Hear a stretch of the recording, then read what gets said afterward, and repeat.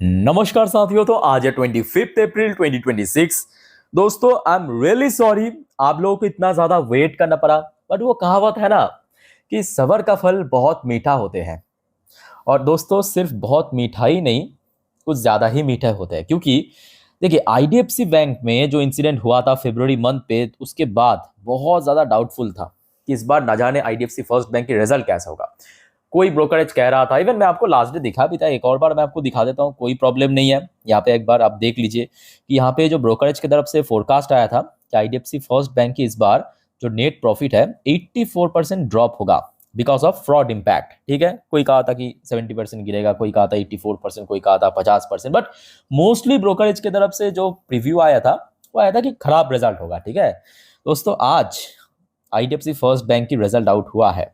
मैं एडवांस में कुछ नहीं कहूंगा, स्टेप बाय स्टेप आगे बढ़ते हैं, देखते जाइए आप लोग। ठीक है, देखिए मार्च 2025 लास्ट ईयर क्वार्टर फोर में आईडीएफसी फर्स्ट बैंक की इनकम था टोटल 9,413 करोड़ रुपए। ठीक है, लास्ट क्वार्टर मतलब क्वार्टर थ्री में आईडीएफसी फर्स्ट बैंक की इनकम था 10,417 करोड़ रुपए। मार्च 2026 मतलब करेंट क्वार्टर में कंपनी की इनकम हो चुका है 10,553 करोड़ रुपए। तो मतलब ईयर ऑन ईयर बेस पे बीट किया, क्वार्टर ऑन क्वार्टर बेसिस पर भी बीट कर दिया। तो इनकम की सेगमेंट पे बैंक ने अच्छा काम किया, इसमें कोई डाउट नहीं है। अच्छा, उसके साथ साथ आ जाइए फाइनेंशियल मार्जिन।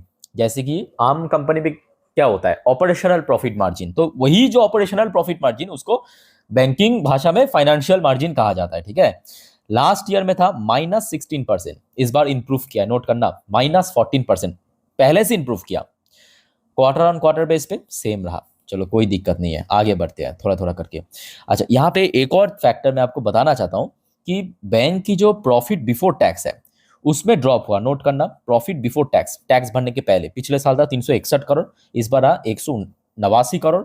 और लास्ट क्वार्टर में था 635 करोड़, इस क्वार्टर में 189 करोड़। और दोस्तों सरकार की तरफ से इस बार 68% की टैक्स प्रोविजन मिला है। और यहाँ पे जो नेट प्रॉफिट की फिगर, जो मोस्टली ब्रोकरेज काफी ज्यादा डाउट कर रहा था कि शायद 80% क्रैश कर जाएगा, कोई 50% क्रैश करने की प्रेडिक्शन दिया था, 304 करोड़ से जबकि बढ़ के 319 करोड़ रुपए पे पहुंच चुका है। तो मतलब गिरावट बहुत दूर की बात है, उल्टा ग्रो कर गया अराउंड वही 3-4% के आसपास, बहुत ज्यादा नहीं। अरे मतलब एटलीस्ट गिरावट तो नहीं हुआ ना, 3-4% मैटर नहीं करते यहाँ पे। 304 करोड़ से बढ़ के 319 करोड़ हो गया। बट हाँ, क्वार्टरली बेसिस पे ड्रॉप हुआ है जो कि पहले से एक्सपेक्टेड था। ठीक है, अच्छा एक और बड़ी फैक्टर मैं आपको दिखाना चाहता हूँ। देखिए कोई भी बैंक के लिए जो अपना net interest income, net profit margin, इसके साथ साथ जो उसका एनपीए है मतलब नॉन परफॉर्मिंग एसेट्स की जो परसेंटेज, वो जितना कम होगा उतना बढ़िया, ये आपको पता होगा। सो इस बार जो है बहुत इंप्रूव किया है। लास्ट ईयर में जहाँ पे ग्रॉस एनपीए था 1.87%, इस बार देखिए ड्रॉप होकर 1.61% पे पहुंच चुका है। क्वार्टरली बेसिस पे भी कम हुआ है। नेट एनपीए की बात करें, पिछले साल था 0.53%, लास्ट क्वार्टर में था 0.53%, इस क्वार्टर में था 0.48%। और दोस्तों अगर आप थोड़ा पीछे चल के देखेंगे, कंपनी की जो मतलब बैंक की जो नेट एनपीए की परसेंटेज इस लेवल पे एक आध बारी था, बीच में थोड़ा बहुत बढ़ गया था। ठीक है, तो पहले से बहुत इंप्रूवमेंट किया। बाकी दोस्तों क्या लगता है आपको, बताइए कि क्या सोमवार के दिन आईडीएफसी फर्स्ट बैंक के शेयर में गिरावट होगा, या यहाँ से शेयर फिर से पुराने लेवल पे, यानी जो फ्रॉडेंटल केस जब बाहर आया उसके पहले जब शेयर चल गया था 80, 82, 85 इस लेवल पे पहुंच सकता है। जो भी आपको ओपिनियन है शेयर कीजिए। देखिए अगर हम लेवल्स एंड सपोर्ट को ऑब्जर्व करें तो रिसेंटली शेयर बार बार हडल फेस किया है, मेनली वही 69 से लेके 70 की लेवल। मेरे हिसाब से इस लेवल को अगर क्रॉस कर लिया तो 75 के आसपास पहुंचने का चांस है। इमीडिएटली 80 हो सकता है नहीं पहुंच पाएंगे, बट धीरे धीरे करके रिकवर करने का ही मोस्टली चांस है। और नीचे की तरफ 65 के आसपास एक अच्छा सपोर्ट पॉइंट है। ठीक है, अच्छा दोस्तों ये तो हो गया आपका एक बैंक आईडीएफसी फर्स्ट बैंक। आइए आगे बढ़ते हैं, दूसरे एक और बैंक की आज रिजल्ट आउट हुआ है, उसका नाम है आरबीएल बैंक, एक्सिस बैंक, उस पर भी चर्चा करेंगे। बट सबसे पहले दोस्तों प्लीज मेक श्योर कीजिए आपने ऑलरेडी इस चैनल को सब्सक्राइब करके रखा, नहीं रखा दोस्तों देर किस बात की, फटाफट करके रख दीजिए, बाद में आप लोग भी भूल जाते हैं, है ना। और कल दोस्तों एक भी वीडियो मिस मत करना, कल मतलब आपकी संडे वाली, क्योंकि परसों फिर से मंडे मार्केट ओपन होने जा रहा है, तो कल मैं आपको सारे जानकारी दे दूंगा मार्केट के बारे में। ठीक है, तो एक भी वीडियो मिस मत करना और प्लीज चैनल को सब्सक्राइब करना। और ऑलरेडी देखिए मैं 3 इंपॉर्टेंट टॉपिक और वीडियो दे चुका हूं आप लोगों को, आई होप कि आप लोगों ने देख लिया। नहीं देखा तो एक बार प्लीज विजिट करके चेकआउट करना। पहले अब इस रिजल्ट के ऊपर हम चर्चा करते हैं, पहले इसको आप देखिए। अच्छा, RBL bank limited, RBL bank की शेयर वैसे तो लास्ट डे पॉजिटिव में क्लोजिंग दिया। आज IDFC first bank and axis bank के साथ साथ आरबीएल बैंक का भी रिजल्ट आउट हुआ। देख लीजिए आरबीएल बैंक की परफॉर्मेंस। इस बार आरबीएल बैंक की जो इनकम हुआ है टोटल 3,720 करोड़ रुपए। लास्ट ईयर में था मतलब मार्च 2025 में 3,476 करोड़, मतलब अच्छे से यहाँ पे ग्रो किया है। और लास्ट क्वार्टर में था 3,667 करोड़। तो मतलब क्वार्टरली बेसिस पे हो या ईयरली बेसिस पे हो, अच्छा खासा यहाँ पे ग्रोथ रखा है। अच्छा, इसके बाद आ जाइए जो मार्जिन है, फाइनेंशियल मार्जिन ईयरली बेस पे इंप्रूव किया है -27% से इंप्रूव करके -21%। क्वार्टरली बेस पे सेम है। अच्छा, फिर आ जाइए आपके नेट प्रॉफिट। दोस्तों नेट प्रॉफिट कुछ ज़्यादा ही बढ़ गया लगभग वही अराउंड 3.5-4 गुना के आसपास। 69 करोड़ से सीधा बढ़ के 230 करोड़ पे पहुंच चुका है, 230 करोड़ पे। और क्वार्टरली बेसिस पे भी इंप्रूव किया है, 214 करोड़ से बढ़ के 230 करोड़ पहुंच गया। तो नेट प्रॉफिट की सेगमेंट पे बैंक ने बहुत अच्छा काम किया इस बार, ठीक है। और उसके बाद बैंक की जो एनपीए की परसेंटेज है, एनपीए मतलब non performing asset, gross NPA drop हो गया 2.60 से सीधा 1.45 पे आ गया। क्वार्टरली बेस पे इंप्रूव हुआ है।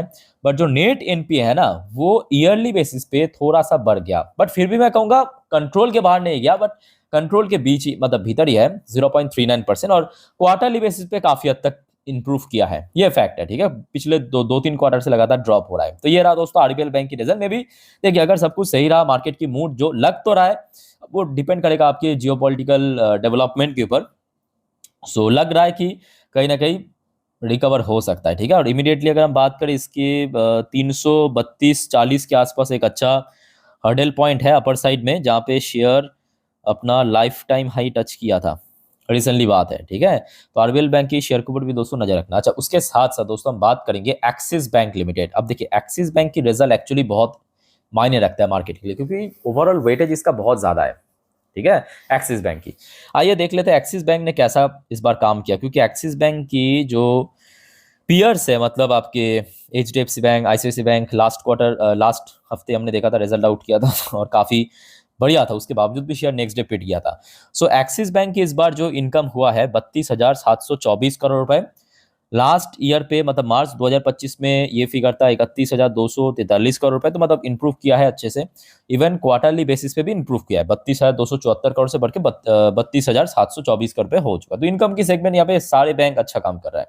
अच्छा, मार्जिन इस बार जो फाइनेंशियल मार्जिन है, नोट करना, फाइनेंशियल मार्जिन एक्सिस बैंक की बहुत कम हो गया, बहुत खराब हो गया। खास करके ईयरली बेसिस पे 1% पे आ चुका है, जस्ट 1% पे, ठीक है। और ये कहीं ना कहीं बहुत बड़ी फैक्टर बन गया। जो आपको मैं बार बार कहता हूँ कि कोई भी बैंक कंपनीज के लिए उसका जो मार्जिन है वो बहुत मायने रखता है। इस बार जो एक्सिस बैंक की प्रॉफिट बिफोर टैक्स की फिगर आया है 6,491 करोड़, जो कि ईयरली बेस पे बहुत गिर गया, क्वार्टरली बेसिस पे भी गिर गया बहुत ज़्यादा। और भले ही दोस्तों यहाँ पे सरकार की तरफ से प्रोविजन मिला है 9% की, ठीक है, उसको ऐड करने के बाद कुछ हद तक मेकअप किया है, कुछ हद तक किया है सच कहूँ तो। बट वही 1-2% के आसपास लैग किया है। लास्ट ईयर में एक्सिस बैंक की जो नेट प्रॉफिट था 7,118 करोड़, इस बार गिर के 7,071 करोड़ हुआ। क्वार्टरली बेस पे इंप्रूव किया है, नो डाउट। क्वार्टरली बेस पे आप कह सकते हो ठीक ठाक हुआ है। अच्छा, एनपीए की परसेंटेज यहाँ पे लास्ट ईयर ग्रॉस एनपीए था 1.28%, इस बार 1.23%। तो मतलब इंप्रूव किया है, क्वार्टरली बेस पे भी इंप्रूव किया है। बट ईयरली बेसिस पे अगेन बढ़ गया, 0.33% से बढ़ के 0.37%।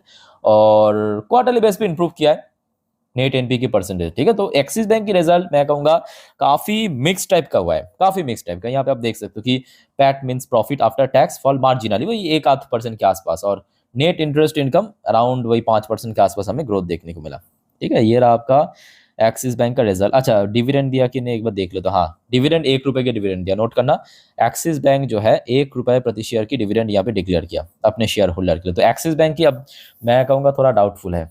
मतलब सोमवार नंबर 1 फैक्टर कि देखिए मार्केट की सेंटिमेंट किस तरफ है वो डिपेंड करेगा, क्योंकि बैंक्स ऑब्वियसली उसका वेटेज निफ्टी में सबसे ज़्यादा होते हैं। और उसके साथ साथ जो ब्रोकरेज फर्म की तरफ से, ठीक है, कैसा रिस्पॉन्स मिलता है एक्सिस बैंक की शेयर को, क्या रेटिंग टारगेट देता है, उसको भी बहुत यहाँ पे इंपॉर्टेंस है। सो इमीडिएटली अगर हम बात करें, मान लीजिए कि शेयर में थोड़ा सा डिक्लाइन हो गया, तो मे बी 1250 से लेके 1300 एक क्रूशियल लेवल है, नोट करना।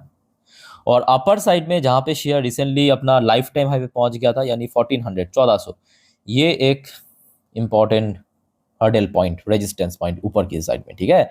सो दोस्तों, और कोई आपका कंफ्यूजन या डाउट है इस टॉपिक पे कमेंट करके बताइए। अच्छा, नेक्स्ट वीडियो दोस्तों मिस मत करना, बहुत सारे जियोपॉलिटिकल अपडेट मैं आपको देने वाला हूं, ठीक है।